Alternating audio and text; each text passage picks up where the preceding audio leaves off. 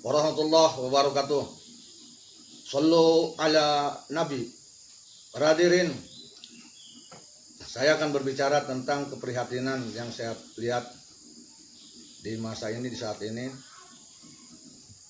umumnya di Indonesia, terutama di sekitar lingkungan Provinsi Banten, daerah yang kita kenal, daerah 1000 ulama, sejuta santri, 1000 wali, sejuta ulama. Kita kira seperti itu, dan itu harus diakui oleh kita, khususnya orang-orang Banten. Tetapi ini, kalau melihat fenomena yang terjadi, itu seolah-olah ironis terbalik. Karena kita harus akui bahwa masih banyak di daerah kita, di daerah Banten, yang justru mengotori, mencederai julukan tersebut.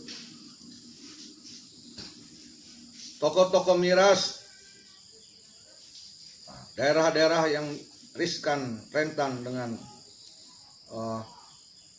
pelacuran, masih tampaknya seperti ada pembiaran.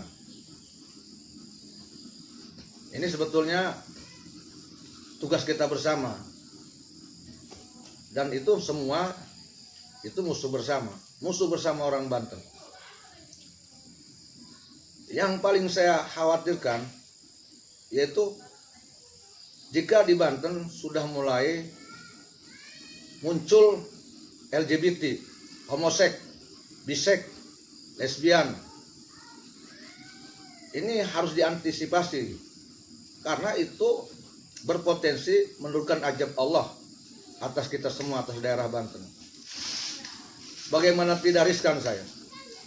Setiap kali saya tonton dalam siaran televisi, seorang oknum aktor atau aktris terkadang memerankan gaya-gaya homo LGBT, itu menjadi tontonan yang justru diketawakan. Ini saya kurang setuju, para hadirin. Mestinya kita tidak mentertawakan gaya-gaya seperti itu. Kita harus membencinya. Jangan sampai kita terjebak menjadi seorang yang menghalalkan. Karena khawatir itu akan ditiru oleh keluarga kita menjadi seorang homoseksual. Ini penyakit yang lahir di zaman Nabi Lut ini kayaknya sudah seperti dibiarkan oleh kita. Masyarakat seolah tidak memberikan sanksi, tetapi sepertinya malah dijadikan seorang sahabat yang akrab. Maka di situ tidak ada sanksi bagi mereka, seolah aman-aman saja di Banten ini. Saya kira ini tugas pemerintah, dari mulai gubernur sampai bupati, wali kota, termasuk aparat desa, dan pun ini dari kepolisian. Pencegahan itu juga harus dilaksanakan, karena itu menurut saya akan merusak lingkungan dan moral keluarga kita. Bagaimana tidak, bagaimana dahsyatnya pengaruh penyakit homoseksual, LGBT. Terkadang kita tertipu dengan salah satu salon yang dikira oleh kita ini laki-laki, ternyata homoseks waria. Ini dibiarkan. Padahal kita umat Islam diperintahkan ta'muruna bil ma'ruf wa tanhauna 'anil munkar. Kita harus bisa memerintahkan, mengajak kepada perbuatan baik dan menolak perbuatan mungkar. Tetapi apa yang sudah pernah kita lakukan? Tempat-tempat hiburan yang di situ berpotensi maksiat, miras, bahkan sabu-sabu, kemudian pelacuran di warung remang-remang, seperti tidak ada tindakan yang efektif dari kita semua. Apakah ini akan kita biarkan daerah kita Banten, khususnya umumnya Indonesia, seperti ini terus berlarut-larut, di mana kita sekarang sedang mencoba untuk memulihkan moralitas kita agar menjadi sebuah bangsa yang mempunyai akhlakul yang karimah.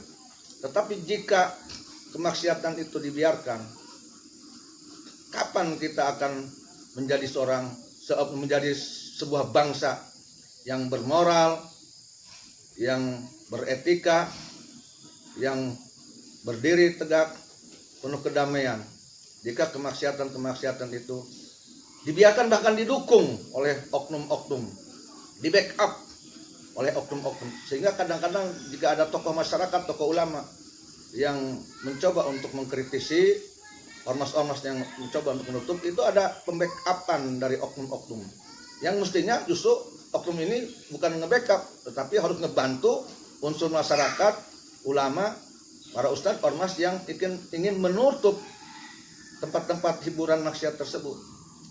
Oleh karena itu saya mengajak khususnya kepada dulur saya di Banten, bersama-sama kita dengan Umaro, dengan aparatur pemerintah, dengan Dinsos, untuk kompak menutup tempat hiburan tersebut, mencegah khususnya homoseksual.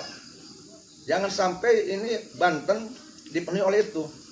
Karena menurut informasi yang saya dengar, kalau tidak salah, daerah ibu kota kita di Jakarta, katanya sekarang ini kalau ke Jakarta sulit mencari laki-laki yang tulen, karena kebanyakan itu tampaknya seperti laki-laki gagah, tetapi ternyata itu homo. Nah, itu seperti menjadi trendy katanya di Jakarta. Nah, ini jangan sampai di Banten. Malah oleh karena itu saya mengajak semua umat Islam Banten untuk segera mengantisipasi, tetapi tidak dengan cara arogansi, tidak dengan cara radikal, tidak dengan cara yang tidak sesuai dengan kearifan lokal dan tidak sesuai dengan aturan negara ini. Mari para dulur kita kompak, tak muruna bil ma'ruf wa tanhauna 'anil munkar. Wabil khusus tak muruna bil ma'ruf kepada diri kita sendiri, wa tanhauna 'anil munkar, kepada diri kita sendiri.